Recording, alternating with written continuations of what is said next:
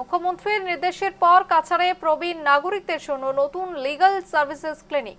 প্রবীণ নাগরিকদের মর্যাদা, কল্যাণ এবং আর্থিক নিরাপত্তা নিশ্চিত করতে অসমের মুখ্যমন্ত্রী ডক্টর হিমন্ত বিশ্ব শর্মার সাম্প্রতিক নির্দেশের পরিপ্রেক্ষিতে কাছাড়ে প্রবীণ নাগরিকদের জন্য এই বিশেষ লিগ্যাল সার্ভিসেস ক্লিনিক চালু করা হয়েছে। শনিবার শিলচর উন্নয়ন ভবন প্রাঙ্গণে জেলা আইন পরিষেবা কর্তৃপক্ষ কাছাড়ের উদ্যোগে ক্লিনিকটির উদ্বোধন করা হয়।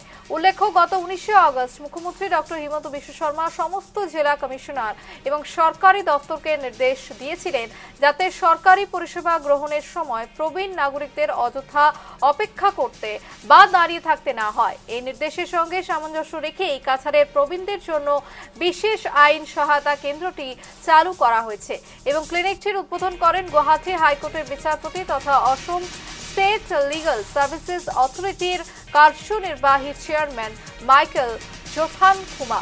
অনুষ্ঠানে উপস্থিত ছিলেন গুয়াহাটি হাইকোর্টের বিচারপতি তথা কাছাড়ের পোর্টফোলিও বিচারপতি মনীষ চৌধুরী এবং বিচারপতি কৌশিক গোস্বামী।